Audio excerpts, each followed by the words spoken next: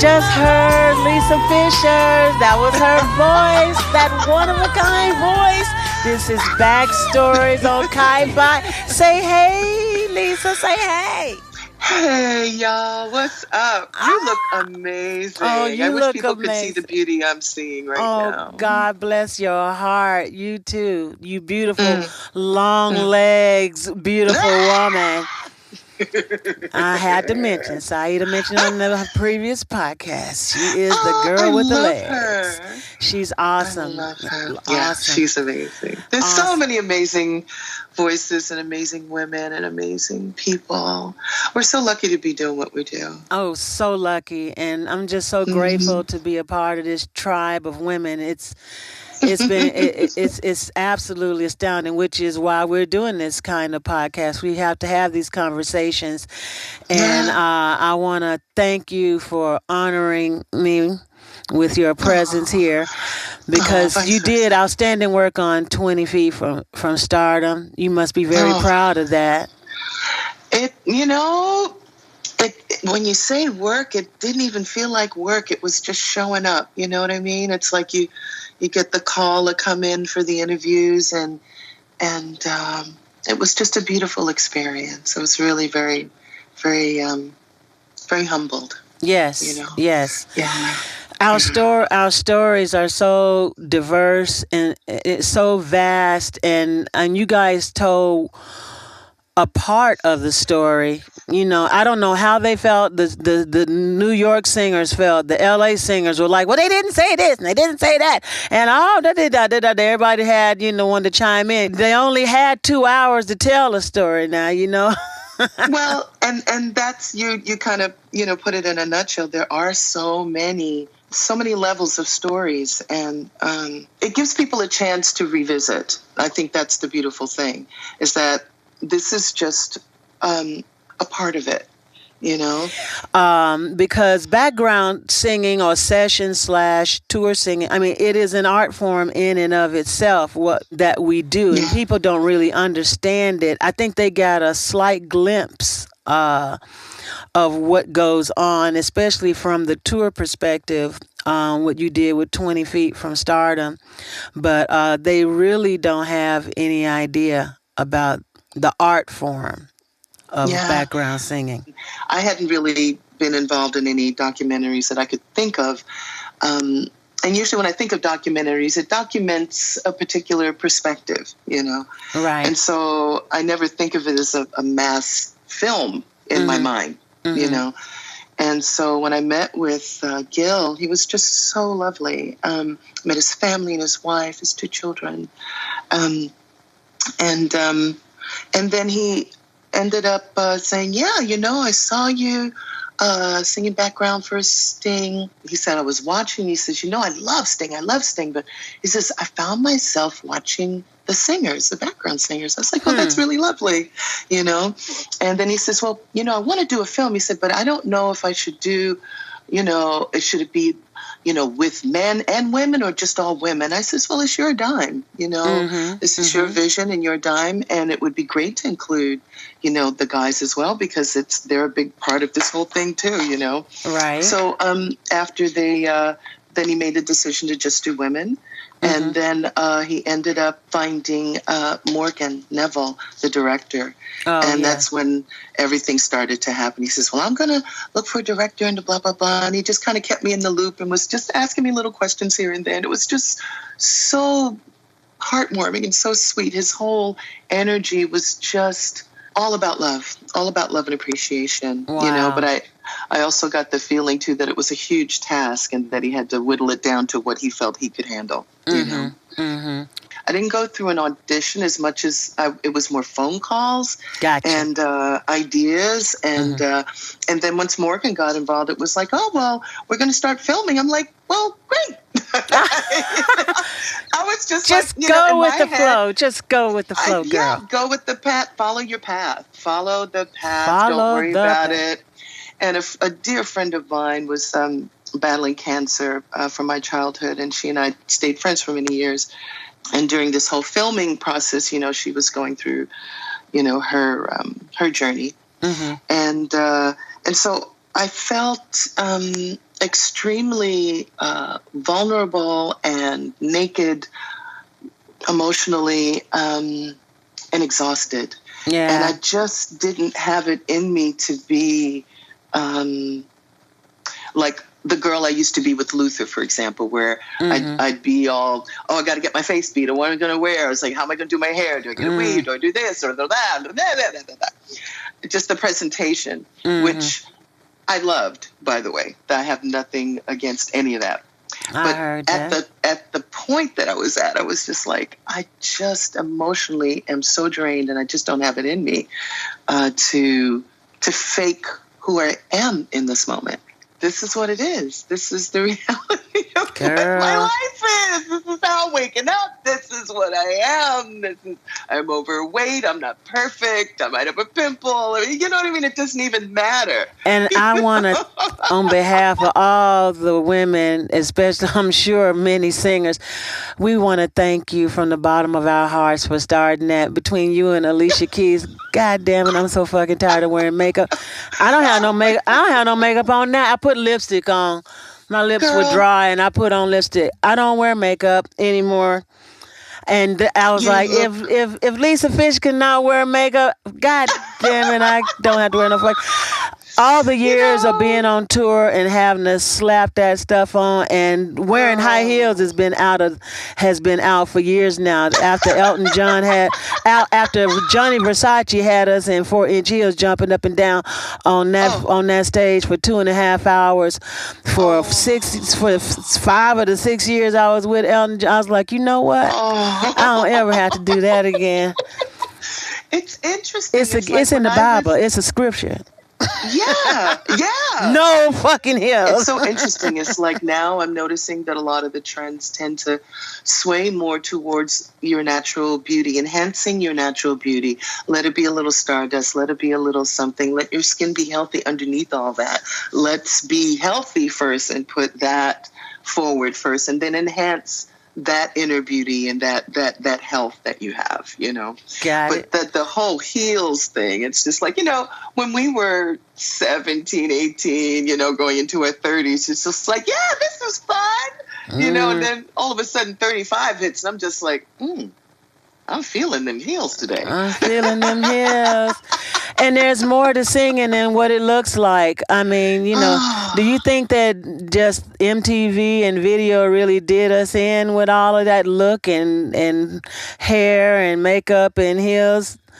Do you think that was part of it? The constant attention to what we have to look like versus what we need to be sounding like? Well, it's interesting. It's a medium. And we just have to remember that we use it and it doesn't use us, you know? Oh, yes.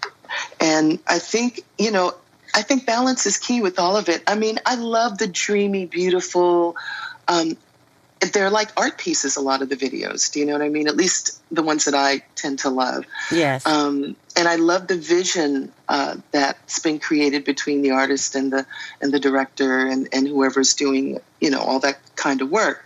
I love it. It's like having a mini movie, you know, having your music become a mini movie. So I think if that's the focus, then that's cool. And so long as people remember that is a visual, it is not real life necessarily, though it may have weavings of real life in it, but it's not, you know, sometimes you walk down the street, like after I did the How Can I Ease the Pain video and I'm walking down the street and people go, oh, you're Lisa Fischer? No, they didn't. It didn't look like the video or whatever. And I'm just like, no, they didn't. Now, for those who know, How Can I Ease the Pain? Her first single as a solo artist ended up being what, the best new song? Was that your Grammy? She won a Grammy the first time out. A Grammy with Patti LaBelle for best R&B vocal performance. Yeah. Incredible. How did that feel? Oh, girl, it was. I felt like everything went in slow motion. It was so surreal, and that prior to the Grammys that night, I had sung on the album that Patti won on. So it was just like, being the background singer The of, background singer and the different records. foreground singer. Well, in my head, once I had gotten the news that I was nominated, in my mind, that was it. I had already won everything I was going to win in my head. You know what I mean? I was like, I'm in the best company of women that I absolutely respect and adore and love, Wow. So, it was like Gladys Knight and Aretha Franklin and Vanessa Williams and Patty. And I feel like I'm forgetting someone. Jesus. That's incredible. Gladys Knight. Yeah, but anyway, I was just like, I was happy. I didn't expect anything. And I think, it could be a childhood upbringing of just trying not to expect anything, but hoping for the best. Wow. Just don't expect anything so you don't get your heart broken, but be hopeful and open to whatever beauty comes, Got and it. so at that point I was just like, yeah, I'm going to the Grammys. Oh, this is cool, So then when they announced it, and it was a bit confusing the way it was announced, I'm looking around and I'm getting up and I'm thinking, are they going to stop me from going to the stage because of the way Kenny Loggins had read off the card? We were both looking around. We didn't know what was going on. I got to the stage and I'm looking at her and she's looking at me, and I was just like, I can't even believe this is happening right now. It was just insane. I was just blah, blah, blah. Didn't know what to say. Probably saying all the wrong things and whatever. But it was just beautiful. It was beautiful. And Luther won that year as well. And he was just so, he was so influential in me getting a deal.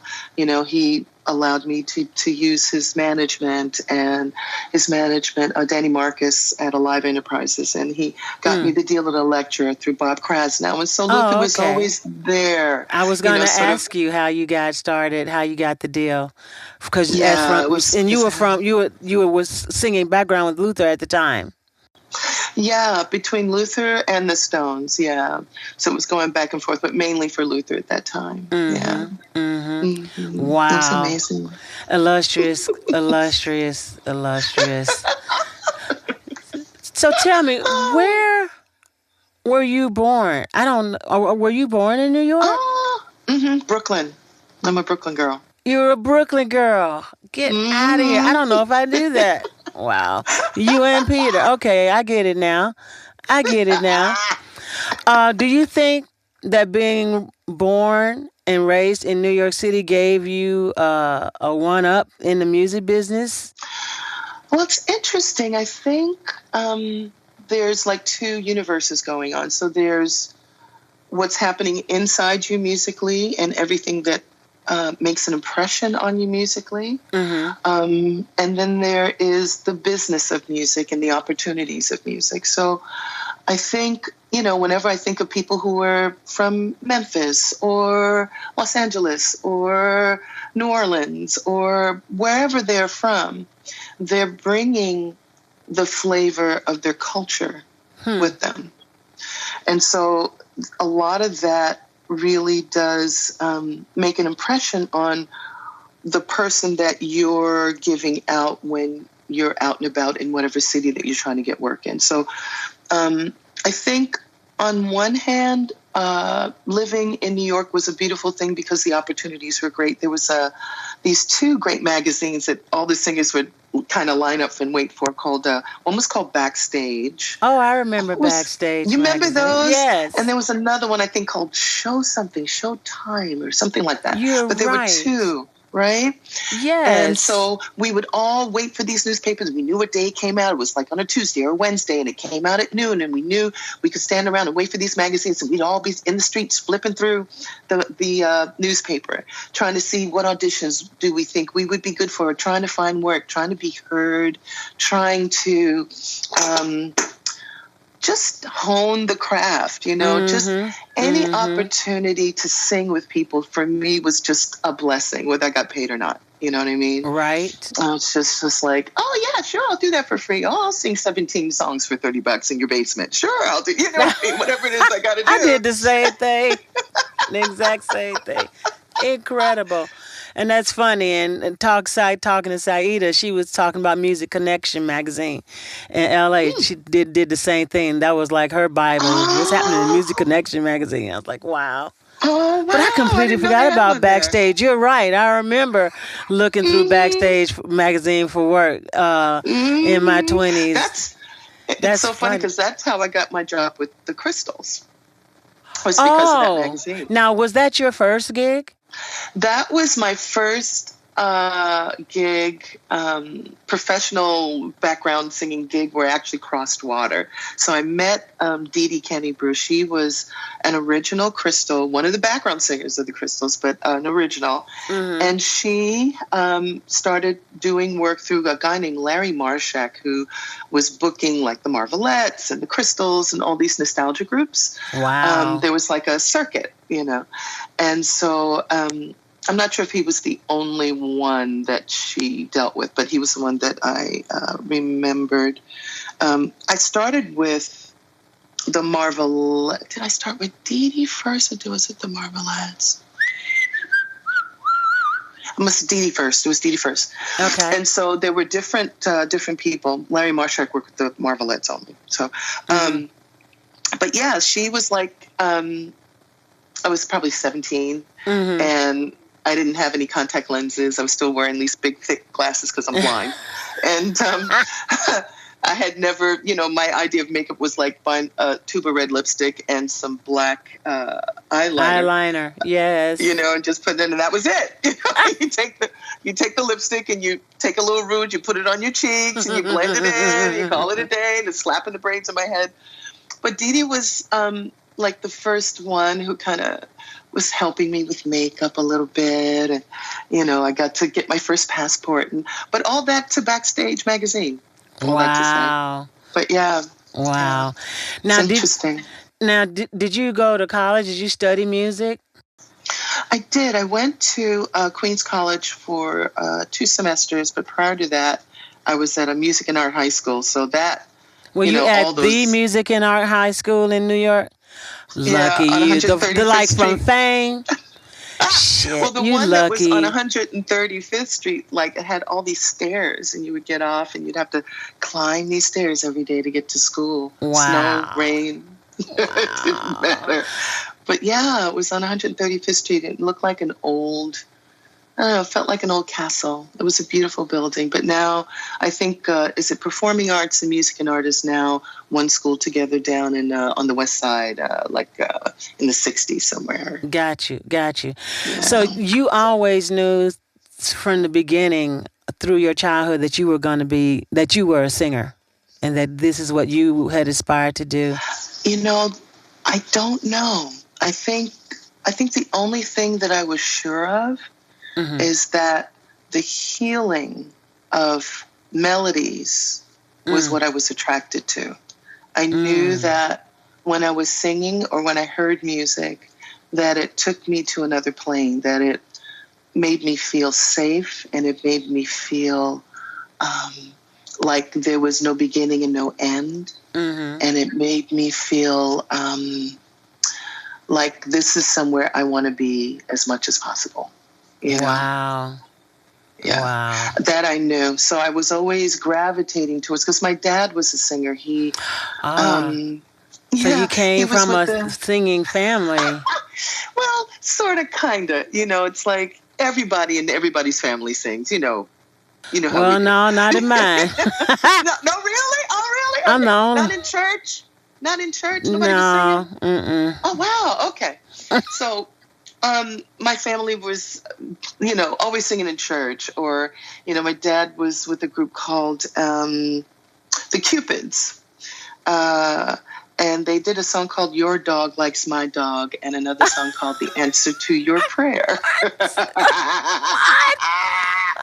Your dog likes my dog. My dog likes your dog likes my dog. My dog. Really? I'm like, yeah, Dad. Sounds good. But it was, that was the music of the time.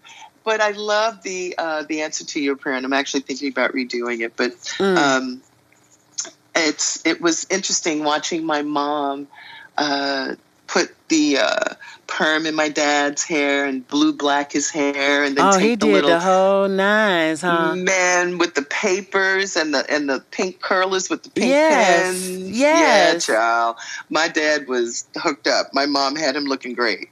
And so, yeah, he would go out and do these gigs and come back and then do his regular 9 to 5. So, yeah, he had his time. Wow. So when it came to you starting out your career as a singer, it sounds like you probably had some pretty solid support. It was interesting. I think, I felt more like an outsider looking in because I would watch my dad and the group come by for rehearsals, and they'd be drinking and singing, and it felt more like a celebration than a rehearsal, you know. And I would just kind of sit in a corner or under a table, and I just listen because they didn't really want the kids around because they'd be cussing and stuff and talking trash and whatever. But I'd still, I'd be sneaking around, right? And so it just it leaves these impressions on you. It wasn't something that my dad would invite me in and say, "Oh, sing something." He was just kind of living his life, and I was observing the life around me. Oh, wow. Okay. Okay. So then once you get in school, it's kind of like, yeah, I want to sing in the choir. Sure, I want to do that because when you were little, they had like choirs and stuff like that in school, right? They did.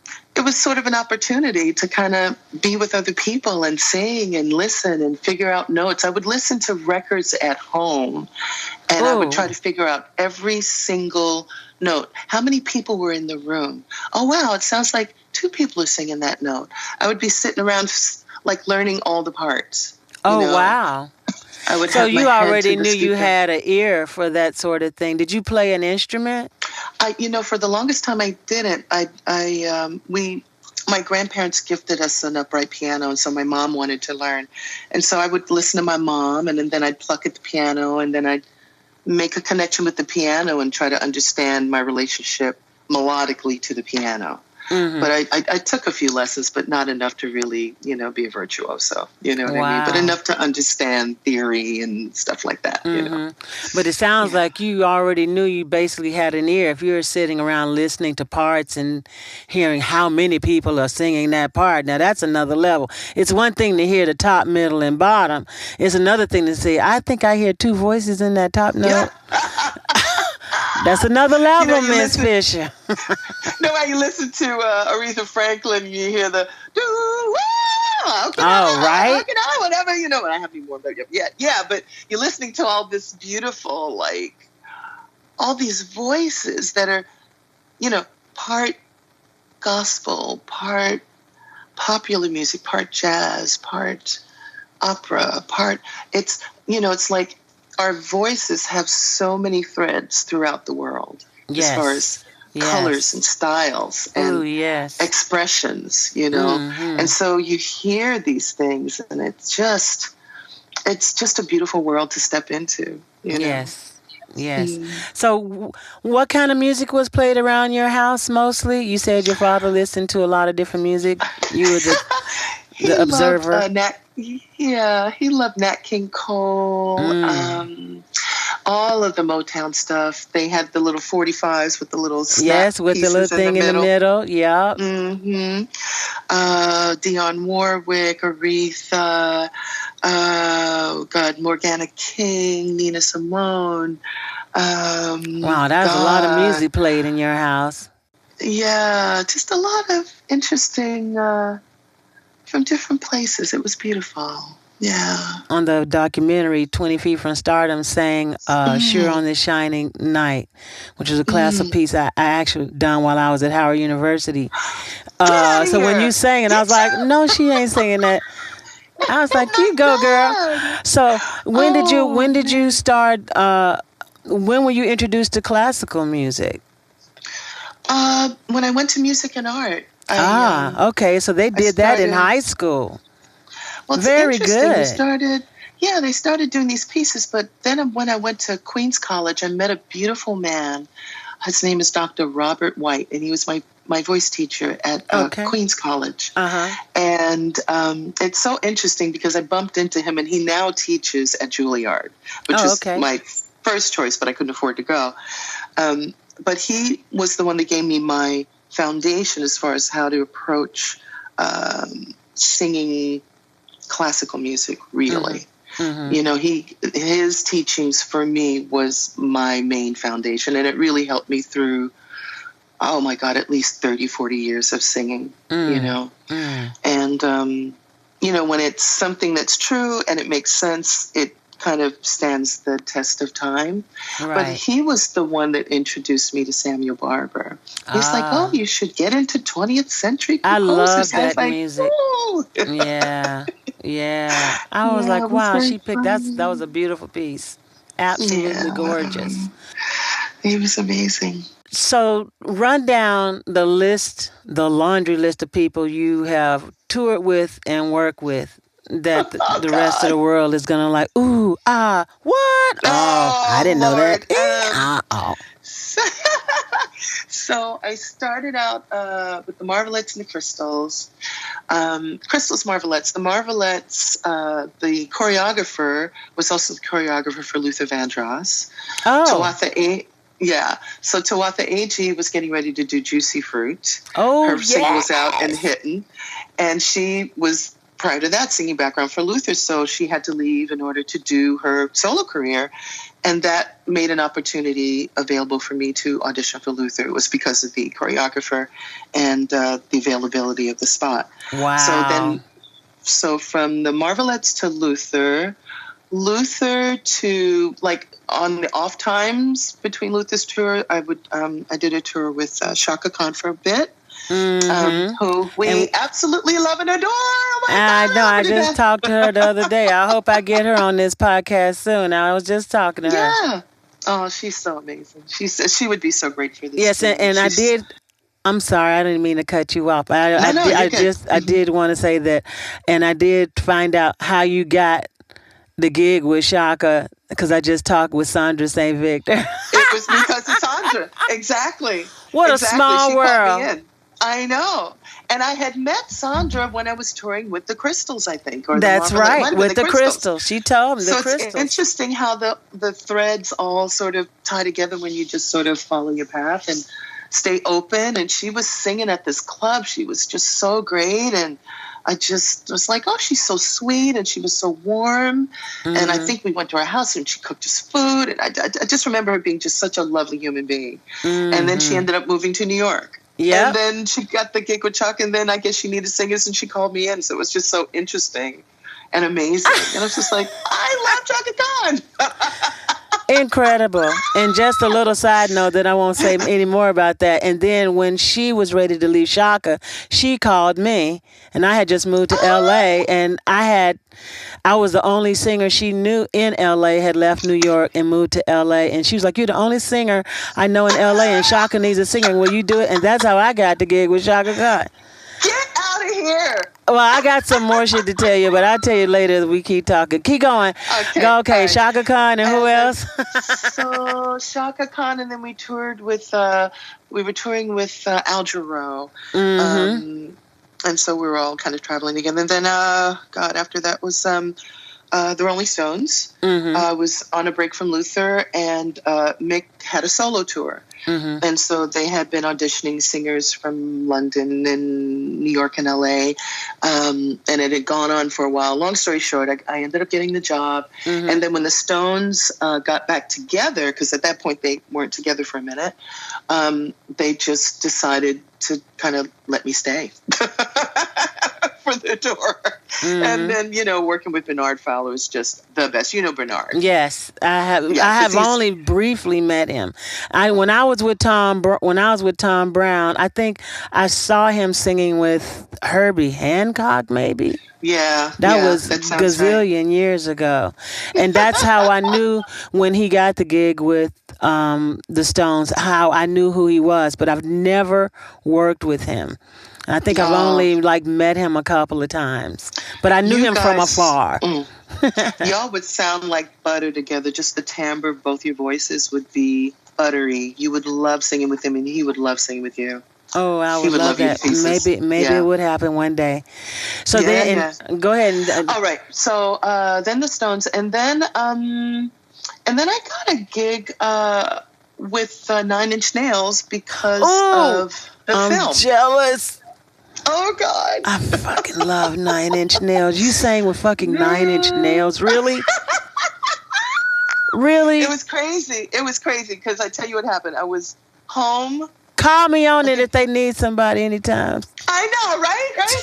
I was home, and the film was still. I think had just come out, and um, maybe he had seen the film, Uh-huh. and somehow or another we got in touch, and we got on the phone.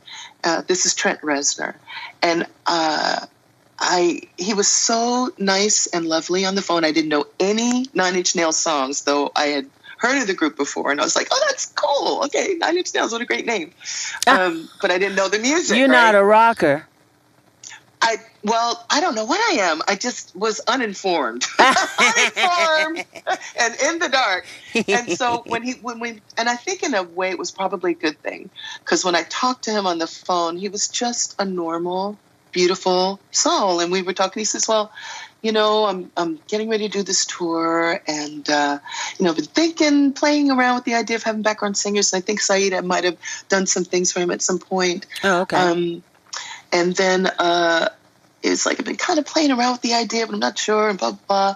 He says, "Do you know any Nine Inch Nails music?" I was like, "I'm so sorry to say I don't." He says, "That's okay." He was just so cool about it. He wasn't like egoed out or any of that kind of thing. He was just a cool guy.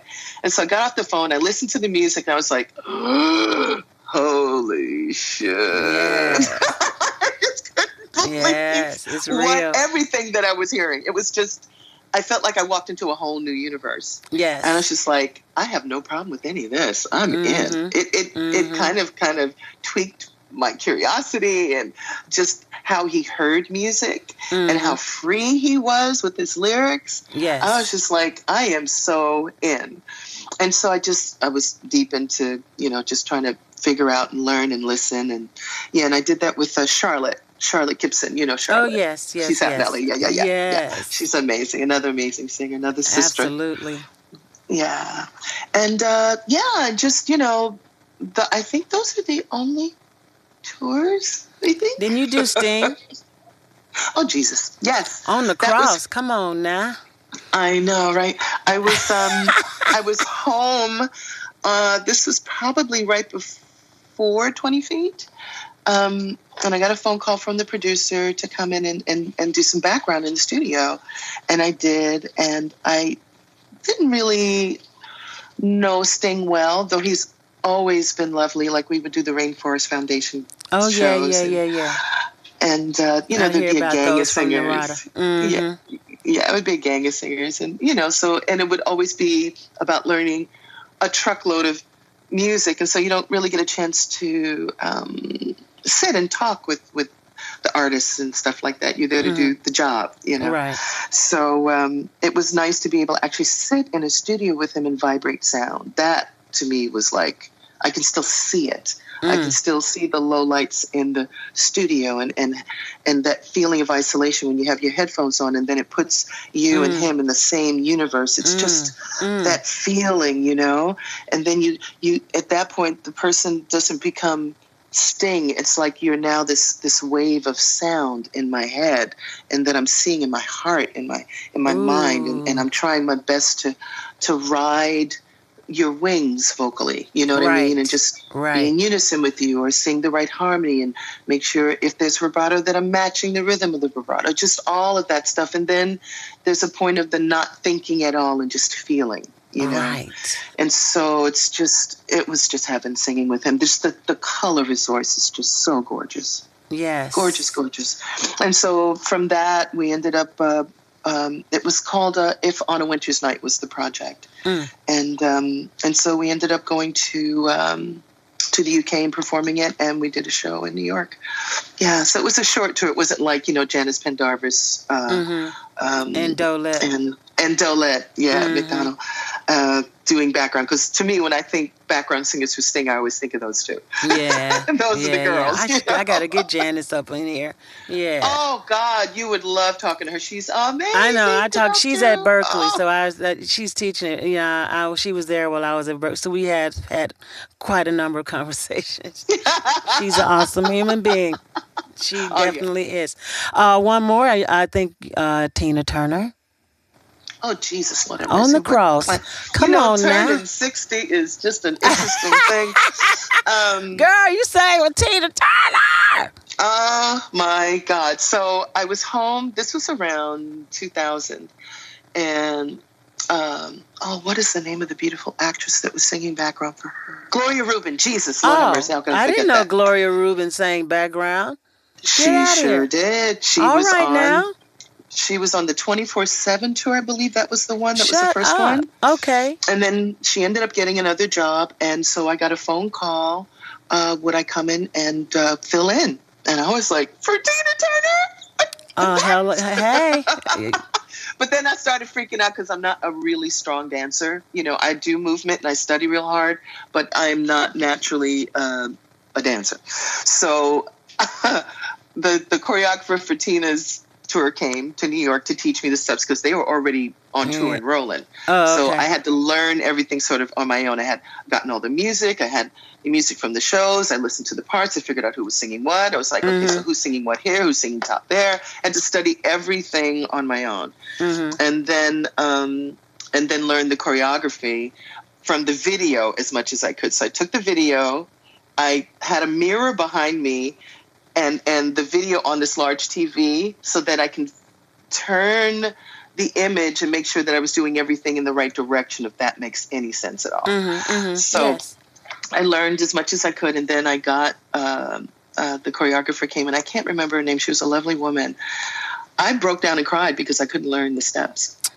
Stop. I bawled like a baby. I was just like, I was working so hard and trying so hard to get these steps. And I was just like, you suck. You can't even get this step. You can't get this step. And so she was really very warm. And she says, listen, let's just take a break. You know, I know you're cramming everything and trying to learn everything really quickly. Let's just take a break.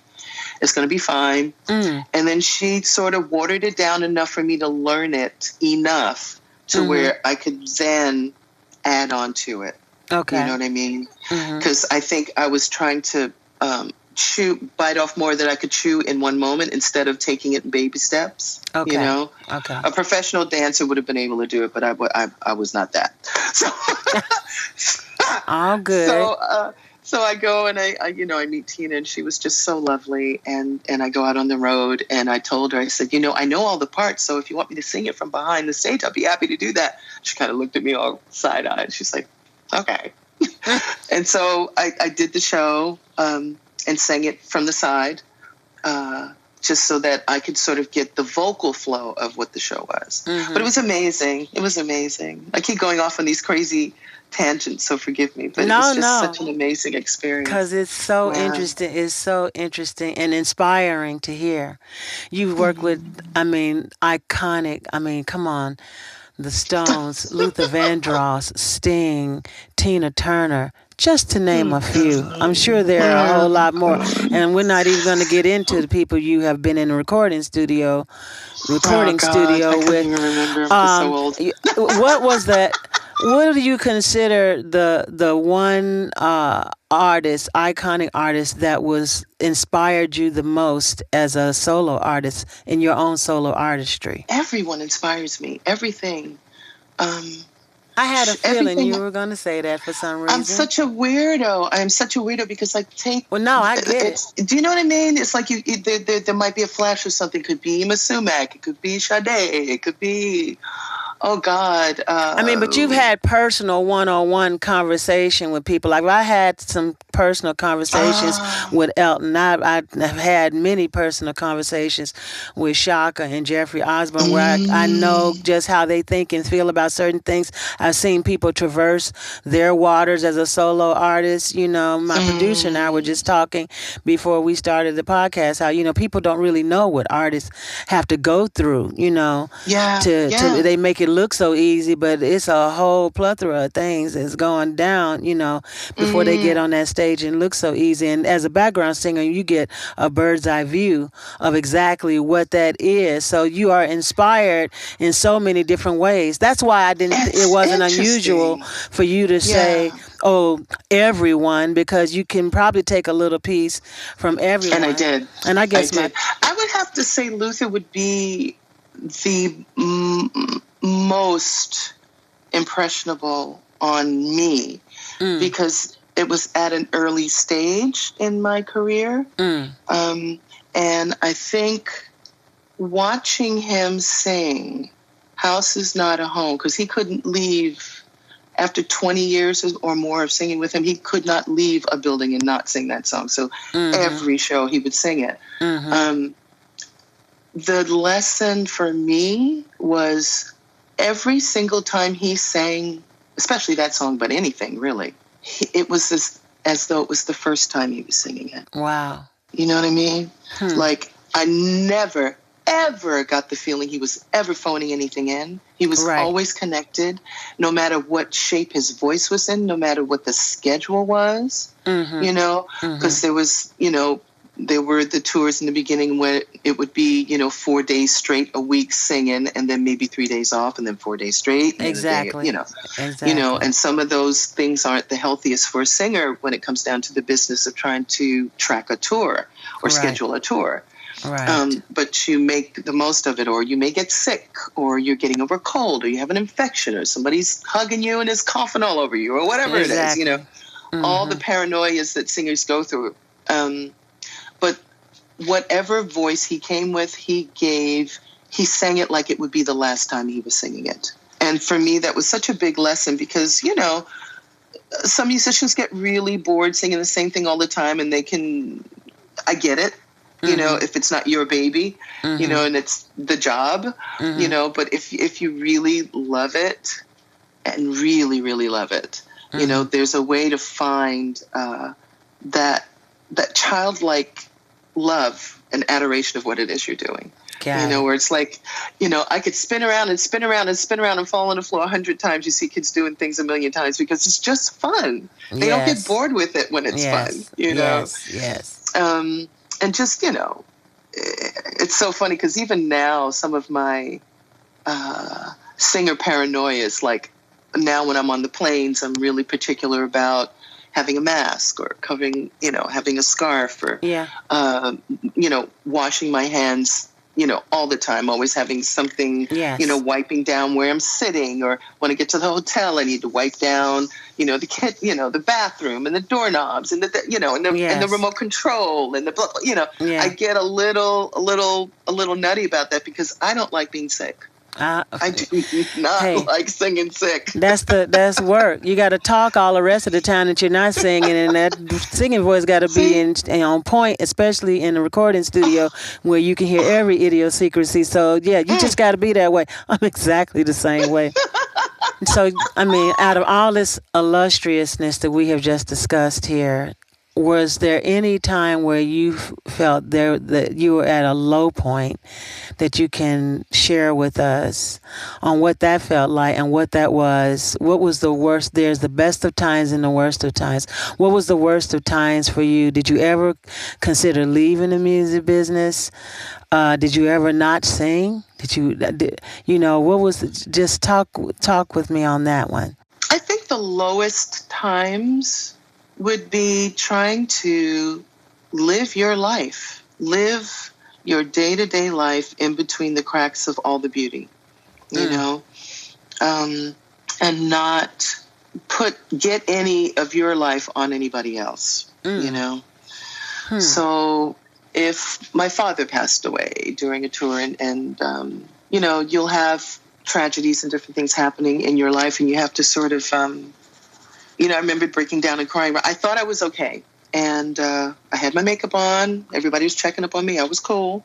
I thought I was cool until I got the dress on and we were just about to go on, and I just broke down. All of a sudden, it just hit me. And then Luther took, you know, he stopped the whole thing and gave me a minute to get myself together. And then we went on and did the show, you know. And I just felt to myself, my God, I never want to bring my sadness to what it is I love. But, you know, the way that Luther handled it was just so loving and so patient and so real that it made me feel like, okay, it's okay to feel it.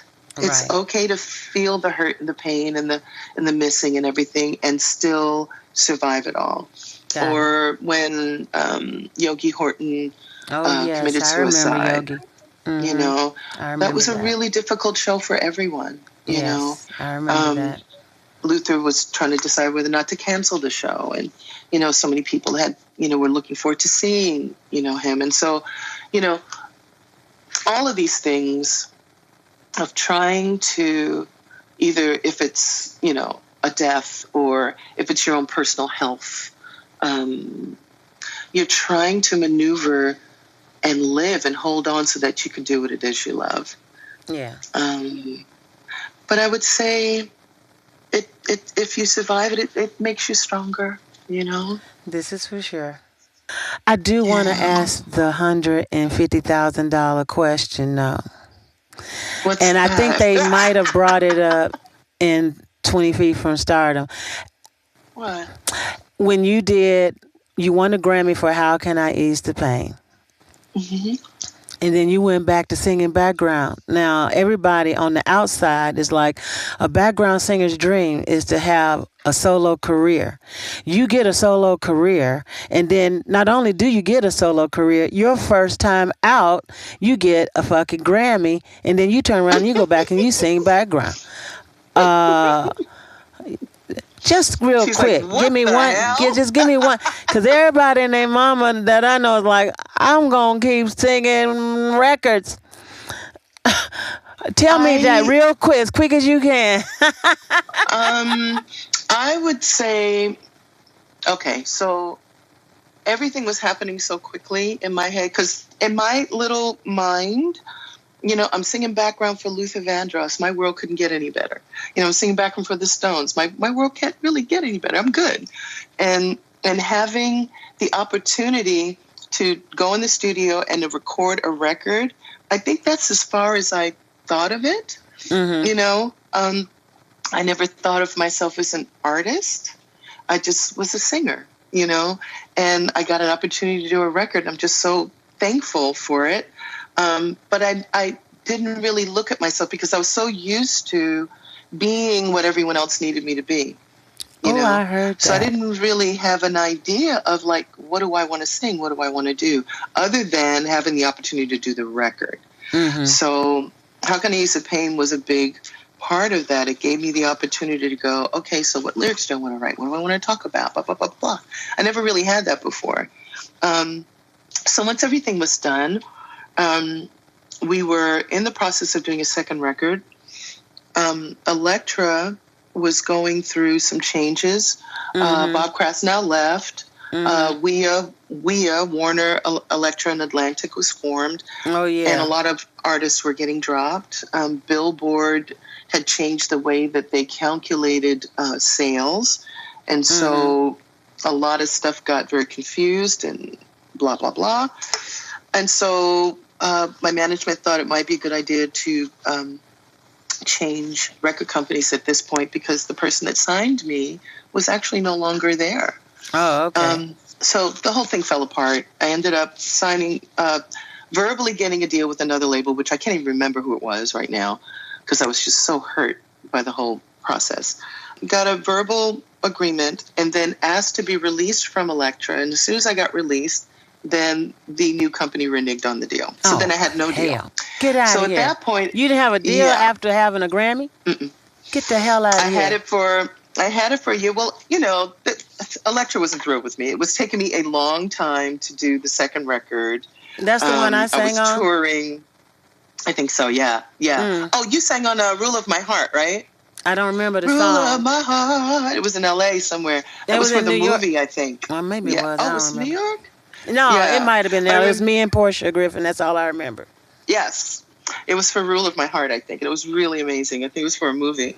Oh, but I was doing a bunch of stuff. I was doing touring and sessions still. And I was still, because at that point, even though you win a Grammy, there's no check coming in the mail. I've already lived off of my monies. What do they call it when you get... residuals? Advance? No. Advances. Contingents? Oh, advances.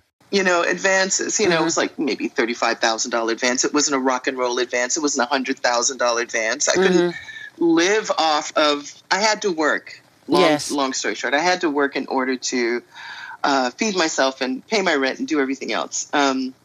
It was taking me a long time to do the record. So Elektra wasn't really thrilled with my timeline with finishing the record. But long story short, I ended up with no deal. And at that point, it was just so heartbroken. I was just like, why am I doing this again? I like singing. I just want to freaking sing. I just want to sing. You know? Oh, girl. I really do. I just want to sing. All this business stuff, it's not who I am. It's not what I do. All the heat and drama that, right. People walk up to me, oh, you're not better than so-and-so. Just all the drama. Right. I was just like, you know what, the background, I'm good. I'm so good. Got you. So good with that. Got you. And so, I was just quiet for that time. And then, luckily this 20 Feet from Stardom film did well. And it was an opportunity for me to look at the music not so much from a business perspective because I'm touring without a deal. Right. So I'm just singing. So now you can just be an artist. Now you can just be an artist, which I think is awesome, is just absolutely awesome, especially at this day and time. Seems like artists actually get to truly get out of the box and just be themselves right about now.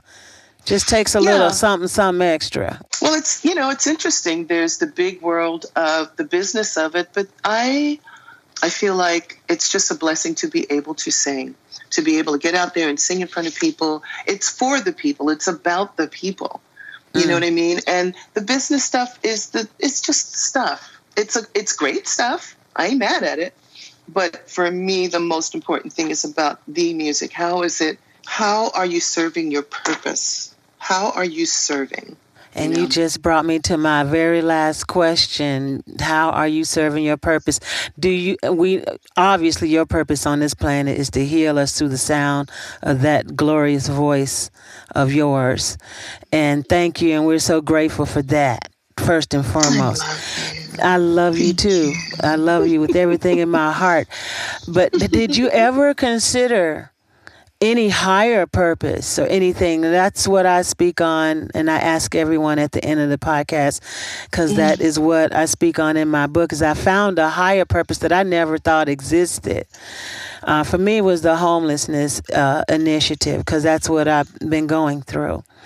And has there been anything else, any other higher purpose you believe you were here on this planet as part of your healing, contributing to the healing? Yeah, I think I know it sounds crazy, but I'm sure it's not a new thought. But I keep imagining that there is a way, and this is just me dreaming, but that there's a way to actually heal people from whatever ailments that are. Through sound vibration on a really major level. Absolutely. And I just haven't gotten a team of people yet together for me to actually test that theory. And I'm sure a lot of people have already, gone down that wormhole. But I just so deeply that's like a passion of mine. I want to be able to. It's like in my head I can, remember notes. I could remember the AM radio playing records, the same record a little faster than the FM stations. And I can sort of hear the difference, you know what I mean? So I kind of feel like, even though I may not have what is considered perfect pitch, I feel the vibration in my body. I can tell when things feel a certain way, and people do too. It's like if someone is on the phone with you and they say, "May I help you?" Or if they go, "May I help you?" The melody and the way that people speak also lets off a particular kind of energy. Right. So just all these kind of things and the residual energy that sound leaves on people. I would love to, make people more aware of it. And just everything to do with healing and vibration of sound. That's kind of my passion. That is profound. And if anybody can do it, girl, you can do it. You be's the one who can do that, because you are the healer, the vibrational healing singing chick. I think Thank we you, all are Miss that. Lisa. I'm gonna stop there. I'm gonna stop on that. That was too pure and I profound love right you. there. I I love you love so you. much. Backstories on Chi-Fi leaving. Oh, thank you, Lisa. I love you, honey. Thank you for this opportunity. Woo! Thank you. You